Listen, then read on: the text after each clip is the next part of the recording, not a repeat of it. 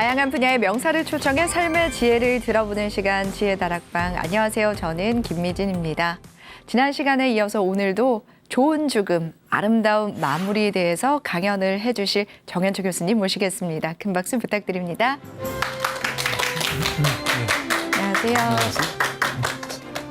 네, 교수님 이번이 지혜다락방에서 네 번째 강연이십니다. 네, 네, 마지막 강연인데요. 그렇죠. 네. 이때까지 함께한 소감이 어떠신지 궁금한데요.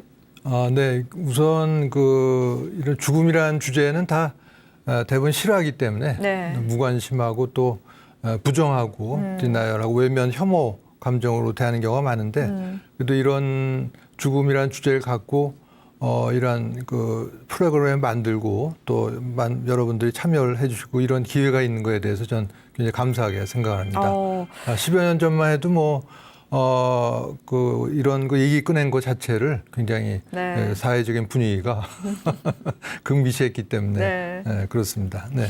사실 저도 이 강연 주제에 대해서 이야기를 들었을 때 굉장히 무겁지 않을까라는 생각을 했는데 생각보다 강연이 네. 쉽게 쏙쏙 들어오는 것 같아서 굉장히 좋은 시간이었습니다. 이번이 마지막 강연인 네. 만큼 또 중요한 주제들 또 중요한 네. 이야기를 많이 해주실 것 같은데 어떤 이야기를 좀 해주실 건가요? 네, 그래서 구체적으로 어떻게 하면 좋은 죽음을 맞이할 수 있는지 이런 가이드라인이라고도 할 수가 있겠고 또 좋은 죽음을 맞이한 사례 실제에서의 사례도 있지만은 또 영화를 통해서 보여지는 모습 이런 걸 통해서 우리가 하나의 롤 모델로 삼을 수가 있는 것이니까 네. 이런 것들에 대한 소개가 되겠습니다. 네. 그렇다면 교수님의 마지막 강연 지금 바로 박수로 청해 듣도록 하겠습니다. 큰 박수 부탁드립니다.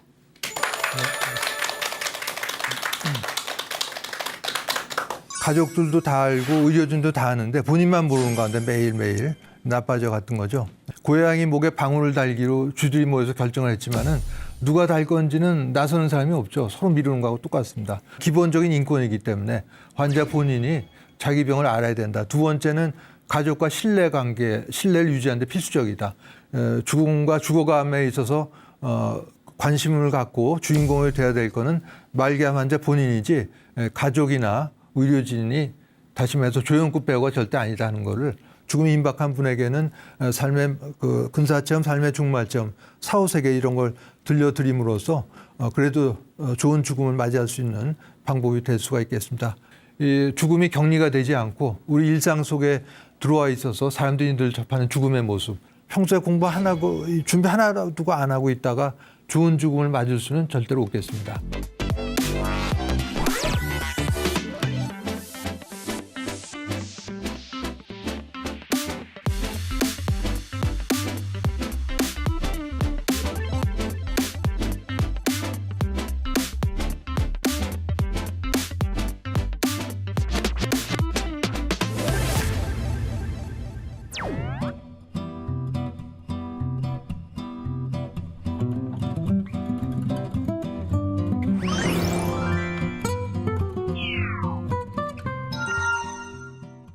네.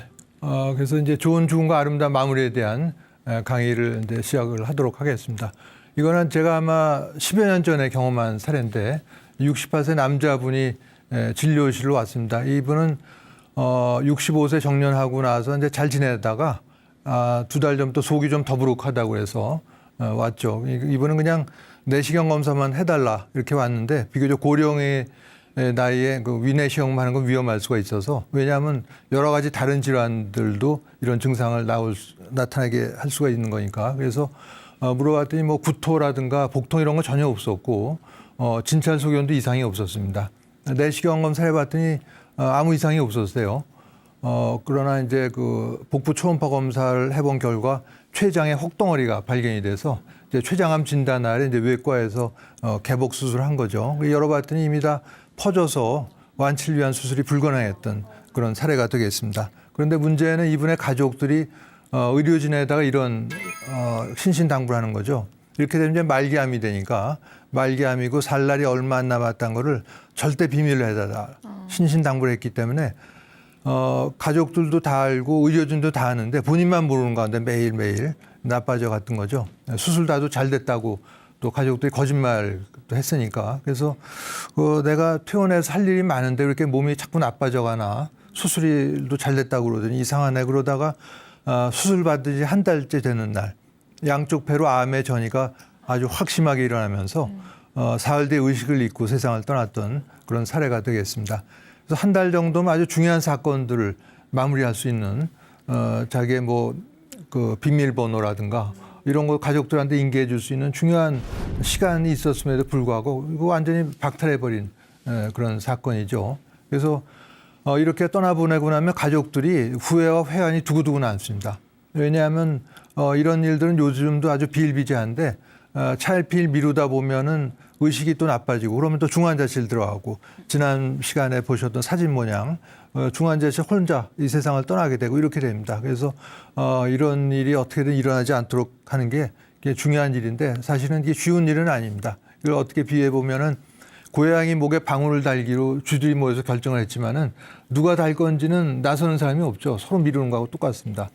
가족들끼리도 네가 해라 서로 미루는 것과 마찬가지 상황이라고 볼 수가 있습니다. 한편 그 2004년에 우리나라에서 굉장히 중요한 연구가 있었는데 이거는 이제 말기암 환자한테 알릴 것과 말 건가에 대한 내용을 물어본 거죠. 우리나라에서 말기암 환자 한 380명 또 가족들 280명 대상으로 일일이 물어봐서 조사한 겁니다. 첫 번째는 뭘 물어봤냐면 가족들이 그 환자 본인이 진실을 알기 원하는가. 96%가 진실을 알기를 원한다는 거죠. 근데 가족들은 굉장히 비율이 낮습니다. 70몇 %밖에 안 되고. 두 번째는 누가 알려주기를 원하는가.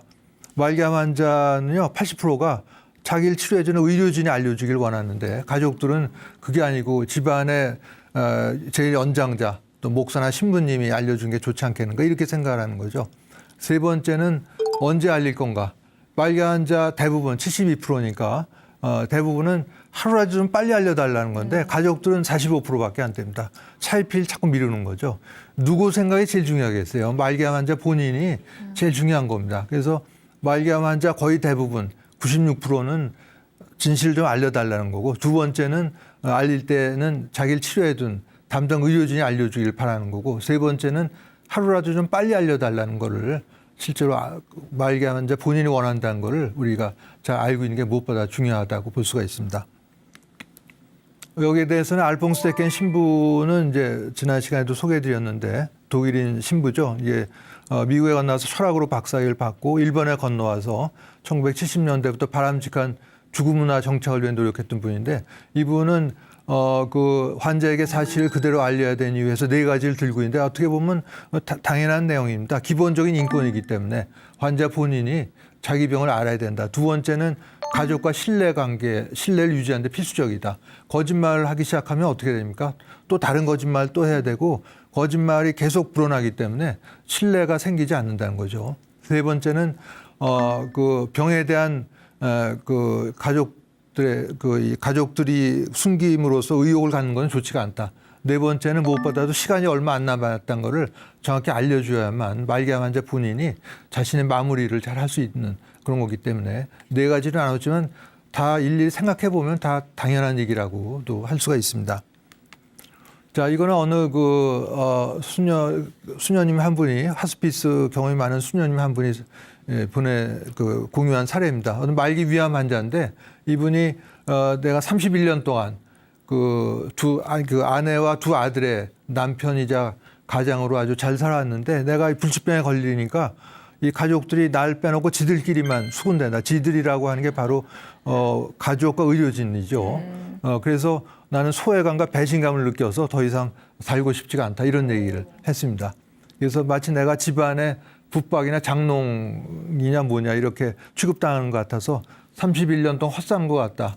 그 인생이 허무해진다. 이런 얘기를 했다는 거죠. 그래서 이렇게 숨기고 하게 되면은 그 본인도 어느 정도 알게 되는데 그럴 때 말기암 환자 본인이 느끼는 감정은 그래 이런 중요한 문제를 나한테 얘기해 주지 않아서 참으로 고맙다가 아니라 이 사례처럼 배신의 감정을 느낀다는 거죠. 이걸 아는 게 굉장히 중요하다고 볼 수가 있습니다. 자, 그래서 이제 이렇게 비유해 볼 수가 있겠어요. 어떤 죽음과 죽어감에서의 주인공은 누가 돼야 되겠는가? 말기암 환자 본인이 돼야겠죠. 왜 본인이 주연급 배우라고 한다면은 가족과 의료진 조연급 배우라고 할 수가 있겠습니다. 주연급 배우가 나서서 해야 될 일을 조연급 배우들이 나서서 뭐 결정을 하고 하는 것은 있을 수가 없는 일입니다. 그래서 죽음과 죽어감에 있어서 관심을 갖고 주인공이 돼야 될 거는 말기암 환자 본인이지 가족이나 의료진이 다시 말해서 조연급 배우가 절대 아니다는 거를 다시 한번 이제 말씀드리고 싶네요. 그래서 이제 이러한 죽음 준비는 3자가 다 같이 해야 됩니다. 말기암 환자 본인들 또 가족들 의료진 3자가 같이 해야 되는 건 뭐 당연한 일이라고 할 수가 있겠고 이거는 이제 어떤 그 좋은 죽음, 평화로운 죽음의 사례라고 할 수가 있겠는데 이분은 72세 남자분입니다. 평소 건강했는데 어느 날 건강검진 해봤더니 위암이고 이미 다 간에 퍼졌다는 거죠. 이 아래 사진에 보시게 되면은 왜 저 아래 위암의 모습입니다. 뭐 이 환자분 건 아니어도 대부분의 위암이 저런 모양을 띠니까 또 오른쪽에 그 CT 사진 2개가 있는데 구멍이 뽕뽕 난 게 간에 전이가 된 모습입니다. 그래서 10군데 간으로 암이 전이가 됐다는 걸 발견하고 그래서 이분은 친구를 불러서 와인 마시면서 내가 이제 말기암이 됐고 간에 이렇게 10군데나 전이가 됐다. 그러면서 자기는 항암 치료는 받지 않겠다. 이분이 또 아마추어 사진 작가로 사진을 많이 찍었는데 미리 사진 전시회를 열었어요. 그러니까 그거는 나중에 장례식에 오게 될 지인들 미리 만나본 거죠. 일종의 사전 장례식이라고도 할 수가 있겠습니다. 그걸 하고 그 진단 받은 지 한 달째 되는 날 자택에서 그 취침을 하다가 세상을 떠난 그런 사례라고 할 수가 있겠습니다. 이분은 또 평소에도 인도주의 실천 의사협회 등에도 이분은 이제 이 인천이라는 곳에서 정형외과를 개업한 개업이셨는데 그런 주위 사람들의 그 어렵고 헐벗은 주변에 대한 관심도 많고 그런 삶을 살다 간 분이라고 할 수가 있습니다. 그래서 이제 이거는 아까 소개드렸던 2010년에 간행했던 한국인의 웰다잉 가이드라인에 소개된 내용입니다. 하나씩 살펴보면 자신의 삶을 돌아보고 진정한 삶이 무엇인지 떠올려 본다. 또 자신의 사후에 가족에게 누가 되지 않게 주변을 잘 정리하는 게 중요하다. 갑자기 돌아가시게 되면 정리가 하나 안 돼서 가족들이 애를 먹게 되죠. 뭐 가족들이 좀 애를 먹는 거야 그렇다 손 치더라도 그래서 본인이 마무리를 하나도 못하고 그냥 떠나게 되다 보니까 그게 안타까운 일이라고 할 수가 있습니다. 또 마무리 안 된 인간 관계가 있으면 만나서 그 사람과 화해하는 게 가장 좋겠지만은 만날 수 없는 경우도 있을 겁니다. 그럴 때는 마음속에서라도 그런 좋지 않은 감정을 털어낸다. 이걸 굉장히 강조를 하죠. 또 종교가 있다면 신앙생활에 더 충실한다 하지만은 종교가 없다고 해서 또 구태 특정 종교를 가질 필요는 없습니다. 어떤 제도권 종교를 갖지 않는다 하더라도 얼마든지 좋은 임종 준비를 할 수가 있기 때문에 그런 것이죠. 그다음에 유언장을 쓰고 나서는 뭐 유산 상속인 이런 세속적인 문제 일찌감치 떨쳐버린다. 또 사후생이 있다는 믿음을 가지고 주변 사람 공부하면서 적극적으로 준비한다 이렇게 돼 있는데 10년 전에 썼을 때는 사후생이 있다는 믿음이라고 문장을 썼는데 지금 10여 년 지나서 생각해 보니까 이건 믿음이 아니라 알무로 고쳐야 되지 않나 그런 생각이 요즘엔 들고 있습니다. 또 아직 남은 능력으로 이웃에게 베풀 수 있는 일이 뭔지 좀 찾아봐서 자기가 거동할 수 있고 한다면 그런 일을 한다. 또 해외 외신에 보면은 백혈병으로 죽어가는 환자가 백혈병 환자를 지원하기 위한 뭐 재단을 설립한다든가 모금 운동으로 한다든가 이런 걸 아마 많이 보셨을 겁니다. 이런 것 그런 행동들이 이런 예라고 볼 수가 있겠죠. 또 무의미한 연명 치료에 집착하지 않는다. 또 가족 의료진 주위 사람에게 무리한 요구를 하지 않는다. 우리나라 설화에 보면 왜 그런 일이 나오죠. 오랫동안 병석에는 호르몬을 간병하던 어떤 아들이 있었는데 어느 날 그 어머니가 한겨울에 딸기가 먹고 싶다 이런 얘기를 하니까 이 효자가 엄동설한 흰눈이 덮인 온 사방을 찾아다니다가 하늘의 도움으로 딸기를 찾아서 어머니에게 갖다 드린다는 내용인데 한겨울에 딸기 먹겠다 그런 게 무리한 요구죠. 그런 건 요구하면 안 됩니다. 네?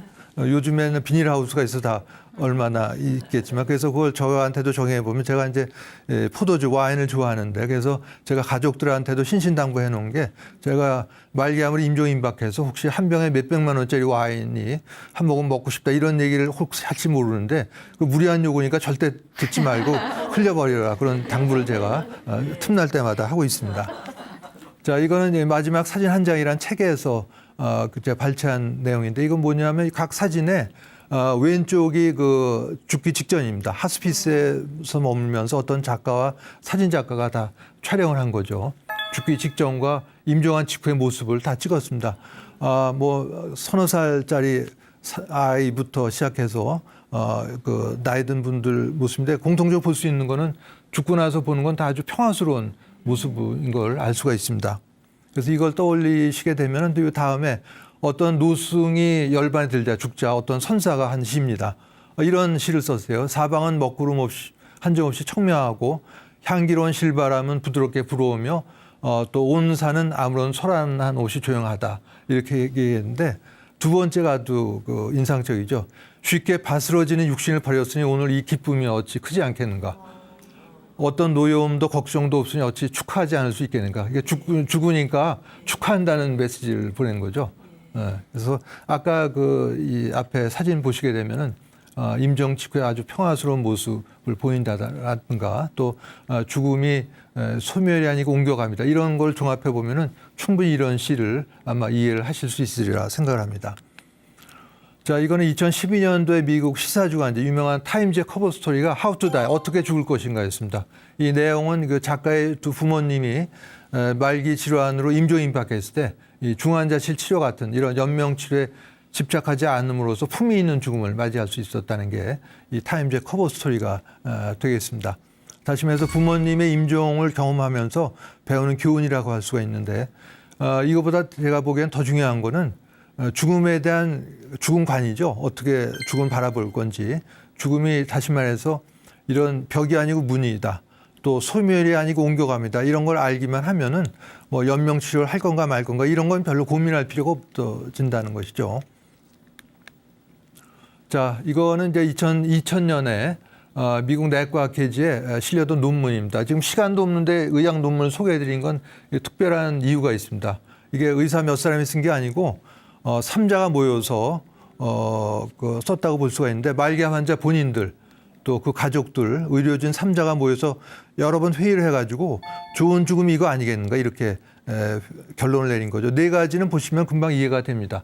통증을 충분히 완화 조절하기 위해서는 마약성 진통제도 아끼지 말아야겠다. 어떤 말기 환자 보면 가족들이 그 마약성 진통제였으면 나중에 중독되는 거 아니야? 이런 거 걱정하고 있어요. 그런 거 걱정할 때가 아니죠. 지금 어떻게든 통증을 조금이라도 덜어야 되는데 그다음에 명확한 의사결정, 그다음에 죽음 준비는 뭐 삼자가 다 같이 해야 되는 것일 거고 그다음에 훌륭한 마음을 위해서 작별 인사를 잘하는 게 중요한 거다. 네 가지는 아마 보면 그럴 수 있겠다는데 다섯 번째, 여섯 번째가 좀 특이합니다. 다섯 번째가 다른 사람에 대한 기여를 통해서 여섯 번째가 그걸 통해서 온전히 인간으로서의 존재감을 느낀 게 좋은 죽음이다. 이렇게 결론을 내린 거죠. 말기암 환자를 포함해서. 그래서 그런 그 예가 되는 사례를 소개해 드리면은 폴 뉴만이라는 배우는 아마 다 아실 겁니다. 요새 아마 젊은 사람 빼고는 다 이해를 하실 텐데 2008년도에 폐암으로 세상을 떠나죠. 방사선 치료를 받다가 좋아지지 않으니까 중환자실에 가는 대신 집으로 돌아와서 가족과 지인들이 지켜보는 가운데 임종을 맞게 됩니다.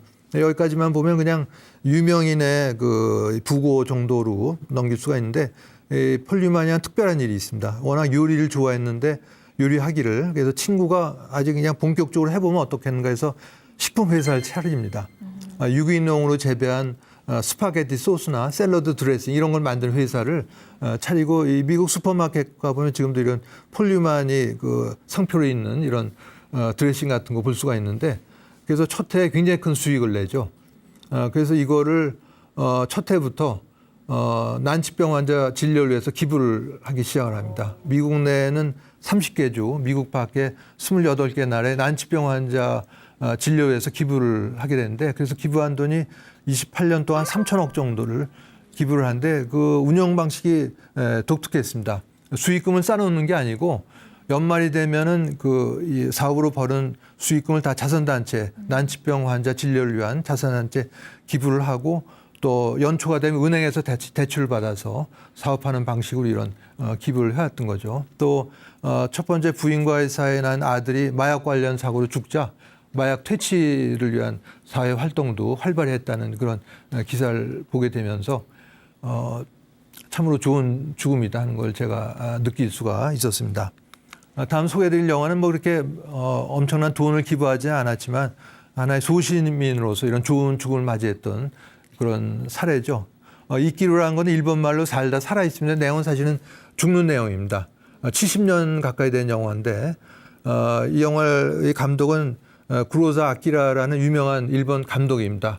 나생문, 라쇼몽이라는 영화로 국제적으로 잘 알려져 있는데 이 영화는 상도 많이 받고 10대 명화에 꼽히기도 했는데 내용은 이렇습니다. 주인공이 시청 직원인데 제목은 살다 살아있습니다. 내용은 죽는 내용입니다.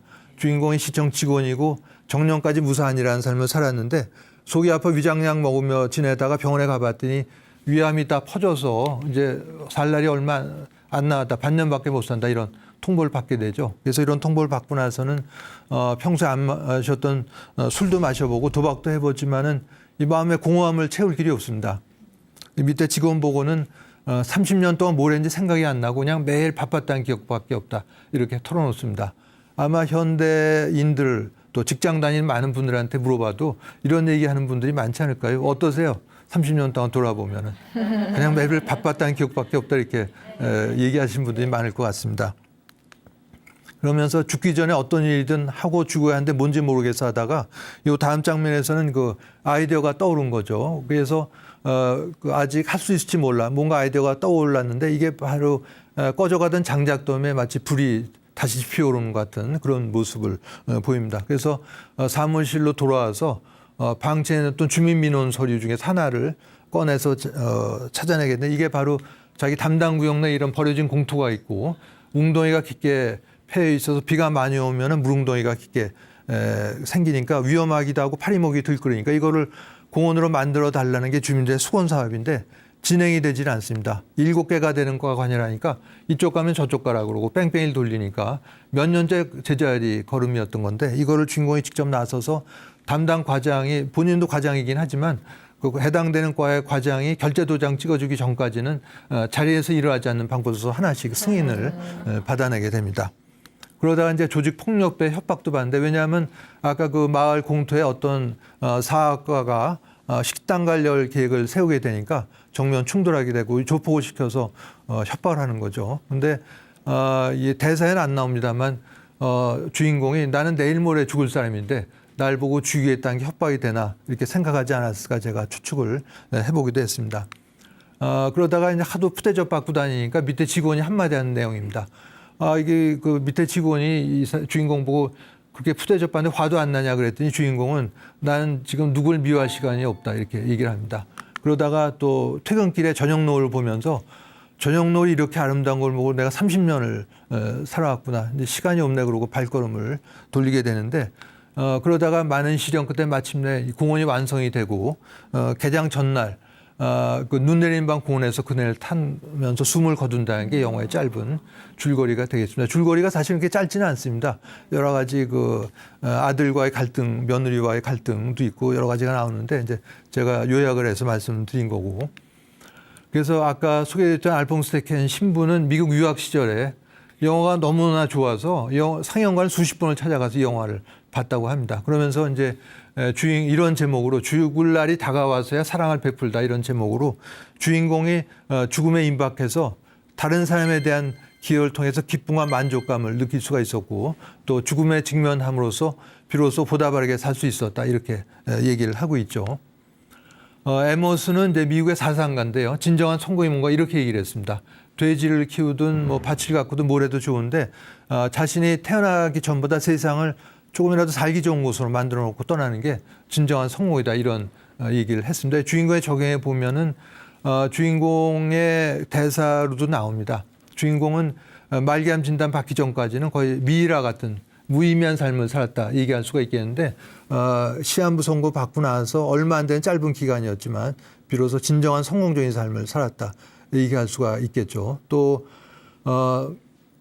말기암 환자 뭐 다는 아니어도 일부는 이런 사물의 참된 모습과 오히려 보다 깊은 가치를 볼 수 있는 안경을 갖게 된다고 얘기를 합니다.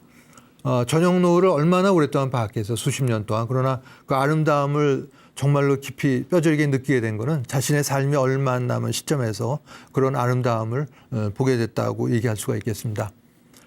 자, 이거는 또 아까 좋은 죽음의 조건도 얘기 드렸는데 좋은 죽음의 요소였죠. 아름다운 죽음의 조건도 나오는데 이거는 아이라 바이옥이란 미국 완화 의료 전문의 로서 하스피스에서 많은 암뿐만이 아니라 많은 질환으로 죽음을 맞는 사람들 인종을 지켜보면서 네 가지를 정리해서 우리에게 제시를 해주고 있습니다. 사랑한다는 말과 고맙다는 말, 또 용서를 구하고 또 타인을 용서하고 또 작별 인사를 잘하는 게 아름다운 죽음의 조건이다 이렇게 얘기를 하고 있습니다. 자, 그 KBS 파노라마 블루베일의 시간에 나왔던 이게 아마 TV 다시 보기로 아마 보실 수가 있을 겁니다. 여기 보면은 53세 간암 말기 환자가 특히 병원이 아닌 하스피스에서 임종을 맞고 있는 장면을 보여주고 있습니다. 여기 보시게 되면은 이제 그 임종하는 사람이 가족들에 둘러싸여서 못다한 말을 서로 다 하고 또 그 이 환자를 돌보는 병원 직원은 의료진은 환자한테 환한 빛을 따라가라 이런 얘기를 해주고 하면서 그 임종을 맞는 모습을 보여주고 있죠. 자, 보게 되면 이 딸이 그 임종을 맞는 아빠에게 이런 얘기를 해줘. 같이 있어줘서 아주 많이 행복했다 이런 얘기를 해주는데 병원 중환자실 같으면 이런 걸 모습을 기대하기 어려울 겁니다. 면회 시간도 워낙 짧은 데다가 새벽 2시쯤 혼자 세상 떠난 일이 비일비재하기 때문에 그런 것이죠. 그래서 아마 그 많은 경우에 보면 부모님 돌아가실 때 대부분 이런 반응을 보일 겁니다. 저희를 두고 가지 마세요. 제발 돌아가지 마세요 하고 오열을 하는 경우가 대부분일 건데 어떻게 보면 자연스러운 감정이기도 하죠. 근데 제가 몇 년 전에 이런 죽음 강의를 할 때 어떤 그 요양병원 원장 한 분이 그 여성이었는데 아버지 돌아가실 때의 경험을 공유를 해줬습니다. 임종을 앞둔 아버지 보고 저희 걱정하지 마시고 빛을 따라가세요 이렇게 얘기를 해줬다고 합니다. 그러면서 저희도 언젠가 따라갈게요 이런 얘기를 했다고 합니다. 그리고 얼마 있다가 원불교의 성직자인 교무 한 분도 아버지 돌아가실 때 똑같은 얘기를 했다는 거죠. 두 분이 다 여성이었었는데 한 분은 기독교, 한 분은 원불교 이렇게 종교는 달랐어도 그 지혜로움에서는 서로 일치했던 걸 알 수가 있습니다. 그래서 이 평화롭게 죽음을 맞이하려면 일단 허락, 죽어도 된다는 허락이 있어야만 임종을 맞는 사람이 편하게 눈을 감을 수가 있는 거죠. 두 번째는 안심 메시지. 그 가시더라도 남은 가족들이 아주 편하게 잘 지낼 수 있다. 이런 안심 메시지를 줘야만 편하게 정말 눈을 감을 수가 있습니다. 세 번째는 이 빛을 보게 될 거다. 아까 첫 번째 시간에 근사체험의 요소 중에 하나인 빛과의 조우를 말씀드렸는데 그거는 그런 빛을 보고 이런 거는 근사체험 때만 하는 게 아니라 우리 모두가 나중에 수명을 다해서 육신을 벗어나게 되면은 그런 빛을 보게 되고 이런 체험을 다 하게 되는 거죠. 삶의 회고도 다 하게 되고요. 그것도 근사체험 때만 하는 게 아닙니다. 우리가 나중에 육신을 벗어날 때는 이번 생에 살아온 걸 다 회고를 할 뿐만이 아니라 몇 번의 더 기회가 있는데 이번 생뿐만이 아니라 이 전의 생, 전전생의 모든 삶을 다 통합하는 그런 과정을 거치게 되는 것이죠. 자, 이 대학병원에 중환자실했다면 이런 모습으로 기도 삭관돼 있으니까 말을 할 수가 없는 것이죠. 말을 할래야 할 수도 없고 또 아까도 말씀드렸지만은 고립돼 있고 가족과 격리돼 있고 면회 시간 30분밖에 안 되고 시끄럽고 아주 소란한 가운데 임종을 맞는 게 이런 그 중환자실의 임종의 모습이라고 할 수가 있습니다. 자, 10여 년 전에 제가 이 간암 말기로 임종이 임박한 남편을 간병하고 있는 어제 여자분하고 남동생 위해서 강의를 한 적이 있습니다. 총중이 2명인 강의였었는데 총중이 1명인 강의도 했었고 총중이 5명인 여자 중학생 4명과 상담교사를 위해서 한 강의도 한 적이 있습니다. 그래서 이분은 이제 이렇게 얘기를 해죠. 남편 보고 여보 제발 죽지 말고 저를 떠나지 마세요 하고 남편을 붙들고 있었는데 여러분이 들으신 오늘 같은 이런 강의를 듣고 나서는 생각이 바뀐 거죠.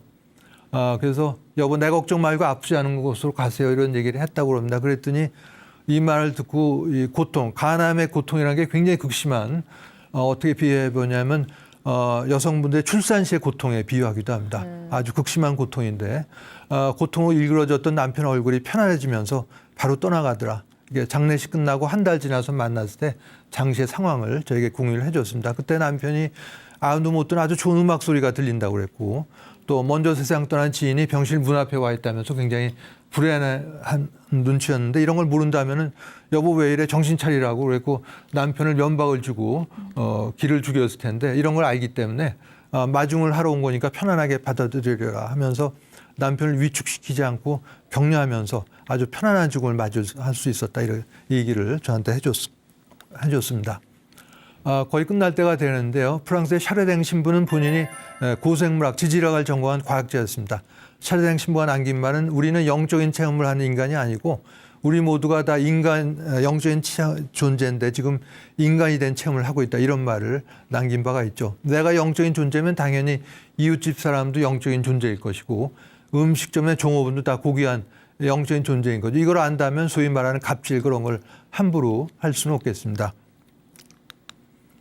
자, 그래서 이제 네 번의 강의를 이제 마칠 시간이 다 돼 가는데, 첫 시간 또 두 번째 시간 때 말씀드렸던 죽음과 관련해서 일어나는 중요한 영적인 현상인 근사체험이나 삶의 종말점 이런 걸 보면 죽음이, 소멸이, 즉 문이 아니고, 죽음이 소멸이 아니고, 옮겨갑니다 하는 걸 어느 정도 충분히 이해를 하셨을 거라고 봅니다.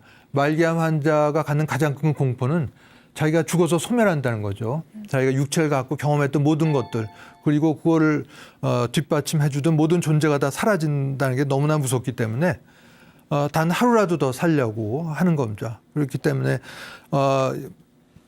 남은 수명이 보름밖에 안 되는데도 끝까지 어떻게든 항암 치료를 해보려고 하는 그런 게 여기서 비롯된 거였는데 이런 말기암 환자가 갖는 죽음에 대한 불안과 공포를 덜어줄 수 있는 중요한 알미다 얘기할 수가 있겠습니다. 물론 육체는 소멸하지만은 육체를 움직이던 영혼불멸의 자아는 없어지는 게 아니기 때문에 말기암 환자가 갖는 죽음에 대한 불안과 공포를 덜어줄 수 있는 중요한 알미다 얘기해 줄 수가 있겠습니다.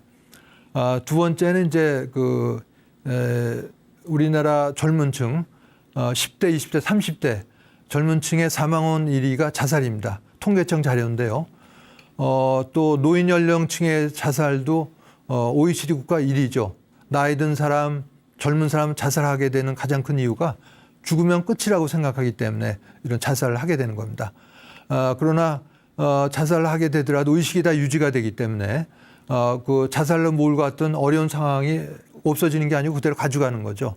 또 육체가 있어야만 그 어려운 상황을 해결하기 위해서 당사자와 대화도 하고 필요하면 싸우기도 해야 될 텐데 어려운 상황은 그대로 끌고 가고 해결도구는 없어져 버리는 더 난감한 상황에 빠진다. 이런 걸 얘기를 해줘야만 바람직한 자살 예방 교육이 이루어질 수가 있겠습니다. 세 번째는 사별이죠.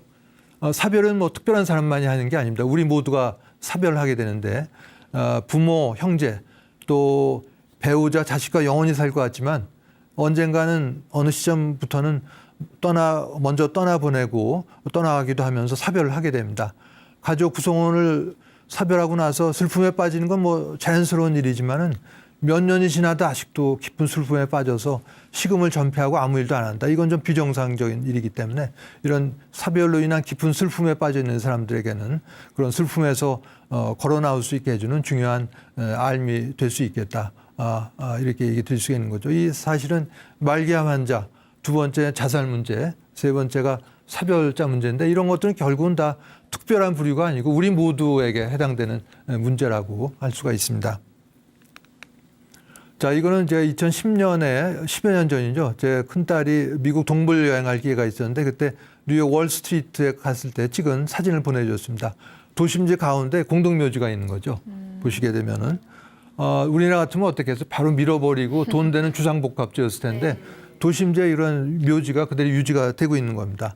또 이 책방에서 본 공동묘지 사진이죠. 이걸 보면은 이 죽음이 격리가 되지 않고 우리 일상 속에 들어와 있어서 사람들이 늘 접하는 죽음의 모습 이렇게 볼 수가 있습니다. 아까 건축가 정경 선생을 얘기했는데 정경 선생과 평소에 또 이 죽음에 대한 많이 놀이를 했고 유럽 여행 가서도 이 묘지를 둘러봤더니 건축가 승효상 선생이 이런 얘기를 했는데요. 우리는 묘지가 일상 가까이에 없어서 도시가 경건하지 못하다 이런 얘기를 했는데 아주 참으로 공감이 되는 그런 내용입니다. 미국 예를 들었지만 일본도 또 여러 나라 보면은 도심지에 이 묘지가 그대로 있는 유지되는 데가 많은 걸 알 수가 있습니다. 이거는 몇 년 전에 일간 신문에 했던 기사인데 사는 게 버겁거든 공동묘지를 걸어보라 이런 제목을 해서 안 그럴 것 같은데 묘지에 가면 오히려 삶에 대한 긍정적인 변화가 온다는 거죠. 우울해지고 비관적이 되는 게 아니라 그래서 저 인생 목표 또 가치의 삶의 가치 우선순위에 다시 매기게 된다. 그러니까 돈, 명성 이런 걸 뒤로 하고 가족과의 관계 이런 걸 우선순위로 따지게 된다는 거죠.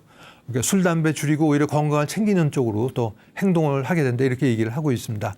또 남에 대한 배려심도 깊어진다고 얘기를 했는데 그 실험을 한 게 있어요. 공동묘지 안과 밖에서 누가 노트북을 갖고 있다가 떨어뜨릴 때 누가 많이 도와주나 봤더니 공동묘지 안에 있는 사람들이 40%나 더 많이 도와주더라. 또 공동묘지를 정기적으로 산책하는 사람은 타인에 대한 배려심이 커지기 때문에 우리가 되게 낯선 타인 보면 우선 경계심부터 갖는데 먼저 도와주려고 한다는 거죠. 이게 그런 죽음에 대한 자각이 높아지면서 연민이나 평등의식 또 평화주의에 대한 이게 그 동기부여가 되면서 그렇게 되는 게 아닌가 이렇게 보는 것이죠. 자, 많은 분들이 뭐 닥치면 다 하게 되는 일이 아닌가 이렇게 얘기 드렸는데 아까 지난 시간에도 말씀드렸지만은 이게 평소에 해야 됩니다. 저도 이런 경험을 한 적이 있는데 공부 안 하고 있다가 시험 전날 뭐 하려면요 머리에 안 들어오죠. 뭐 하나도 안 보고 하는 것보다는 낫지 모르지만 머리에 하나도 안 들어옵니다. 그래서 제일 좋은 거는 평소에 복습을 수시로 하고 요약을 해놨다가 시험 전날은 밤잠 안 자고 그런 게 아니라 요약을 잘 훑어보고 잠 충분히 자고 그런 게 다음날 시험 점수를 잘 받는 좋은 방법이 될 수가 있겠죠. 그래서 죽음에 적용해 보면 마찬가지입니다. 평소에 공부 하나고 준비 하나도 안 하고 있다가 좋은 죽음을 맞을 수는 절대로 없겠습니다. 자, 이거는 조병화 시인의 시인데요. 묵은 의자를 비워드리죠 하는 내용이죠. 아마 기억을 하실 겁니다. 먼 옛날 어느 분이 또 자기한테 이런 의자 물려줬다 얘기를 하면서 지금 어둠에쯤 아침을 몰고 있는 어린 분이 계시옵니다 하면서 그분을 위해서 이 묵은 의자를 비워드리겠습니다. 이런 내용이었는데 이왕이면 묵은 의자보다는 저 오른쪽에 있는 최신형 의자를 물려주면 훨씬 더 좋을 거라고 생각을 합니다. 자, 이게 제 왼쪽이 제가 10여 년 전에 갑자기 폐렴을 앓게 된 때의 모습입니다.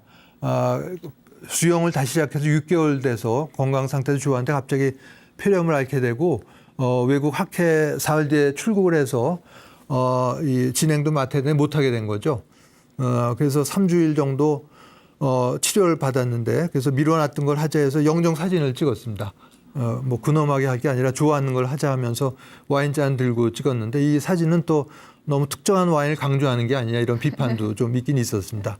그 옆이 바로 제가 2018년에 방광암 진단받고 수술하기 전에 항암 화학요법을 받을 때의 모습인데 이 얼굴이 퉁퉁 부은 걸 볼 수가 있습니다. 10년 뒤에 차이를 알 수가 있는데 그래서 죽음도 이제 저한테는 강 건너 불 구경하듯 볼 수 있는 게 아니라 바로 이 발등에 불로 떨어졌다 하는 거를 알 수가 있는 것이죠. 자, 이런 영정 사진뿐만 아니라 몇 달 전에는 이런 수의도 마련을 했는데 평상복 입고 해도 되겠지만 생각해봤더니 평상복을 입고 화장할 경우에는 이제 화학섬유, 플라스틱 단추가 타면서 내는 다이옥신 같은 공해 물질도 나올 수가 있어서 옥양으로 된 저렴한 수의를 구입을 했습니다. 아내하고 2벌을 구입을 해서 집에 달라고 마음이 심란할 때 이거 들여다보면 상당히 마음이 안정되는 거를 볼 수가 있습니다. 우리의 삶이라고 하는 게 하나의 지구별에서의 인생 수업을 받은 거로 생각하라면 죽음이라고 하는 게 졸업하는 거죠. 또 이 공술의 공수고라는 말이 많은 한인데 맞는 말이죠. 죽을 때 뭐 주식이나 금반지 하나 못 갖고 하는 게 현실이니까. 그러나 반밖에 안 맞는 말인데 그냥 맨손으로 가는 게 아니라 살면서 쌓은 지혜와 노력, 타인에 대한 배려, 수행, 수양, 선행 이런 거를 눈에 보이지 않는 여행용 가방에 갖고 가는 거죠.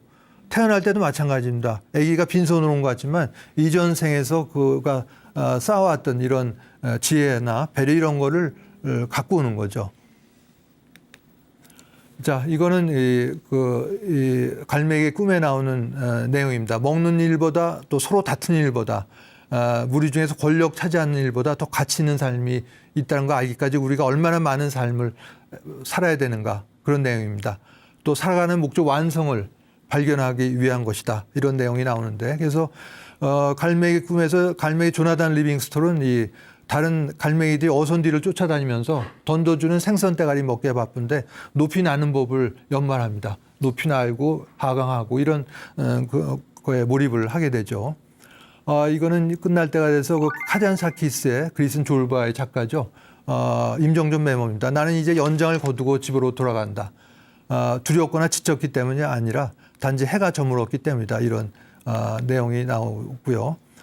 이제 마지막이 돼가는데 요거는 제가 인용하는 유진 스미스의 그 작품입니다. 죽음은 소멸이 아닌 옹교감이다를 강조할 때 쓰는 내용이고 옹교하기 전 할 일이 충만한 삶을 사는 거겠죠. 이런 방법을 권장을 합니다. 어깨에 가상의 새가 있다고 가정을 매일 물어보는 거죠. 새한테 내가 죽는 날이냐 새야. 준비됐니? 바랐던 대로 살았니? 되고 싶던 사람이 됐니 하면서 눈에 보이지 않는 새에게 매일 물어봄으로써 마음이 충만한 삶을 살 수 있다고 얘기를 합니다. 자, 이 4시간의 시간을 통해서 처음 2시간은 삶이 죽음이 소멸이 아니고 옹교감이다 이런 말씀을 드렸고 나머지 2번은 어떻게 하면 아름다운 마무리 할 수 있는가에 대해서 말씀을 드렸습니다. 장시간 강의를 들어주시느라고 대단히 수고 많으셨습니다. 네, 감사합니다.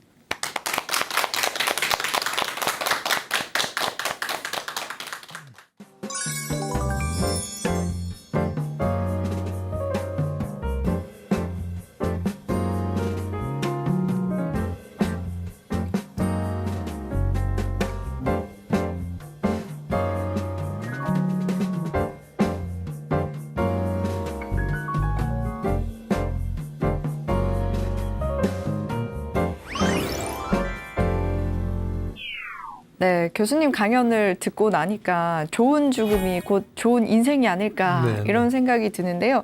교수님께서는 이제 죽음학에 대해서 관심을 가지고 깊이 공부를 하셨는데 이 죽음학을 알기 전과 후 좀 달라진 것들이 있습니까? 네, 아이고 대단히 좋은 질문 해주셨는데요. 사실 그거 다 말씀드리려면 한 시간 정도 시간이 네. 필요한데 다 말씀드릴 수는 없겠고 우선 중요한 거는 전에는 그냥 무심코 지나쳤던 그런 것들을 좀 더 유심히 보게 된 거죠. 뭔가 예를 들어서 물론 제가 이제 사진을 은퇴하고 나서 찍게 된 영향도 있긴 하겠지만 그냥 무심코 지나쳤을 뭐 나뭇잎이라든가 길가에 핀 버섯 이런 것들 다 세심하게 관찰하기 시작했다는 거고 올 1월에도 눈이 핀 가운데 이제 매화도 보고 봄 되면서 벚꽃도 봤지만은 드는 생각은 이게 혹시 마지막일지 모른다 이런 생각을 하게 되면은 내년에도 또 볼 수 있겠지가 아닐까. 이게 내가 보는 마지막 매화, 마지막 벚꽃일지 모른다. 이런 생각을 하게 되면은, 몰두해서 아주 깊게 보게 됩니다. 그러면 사람과의 모임에서도 마찬가지인데요. 어떤 모임에 갈 때 이게 모임이 마지막이 될지 모른다. 이런 생각을 하게 되죠. 네. 내년에는 기회가 없고 오늘 모임이 마지막이 될지 모른다. 이런 생각을 하게 되면은 좀 더 그 모임에 집중을 하게 되고 또 상대방에 대해서도 결점, 모자란 점을 찾기보다는 뭐 하나라도 좀 장점을 어떻게든 찾아서 부각을 시키고 칭찬해 주려고 하게 되는 게 뭐 자연스러운 걸 겁니다. 아마 그런 걸로 이제 변화를 말씀드릴 수가 있겠네요. 네.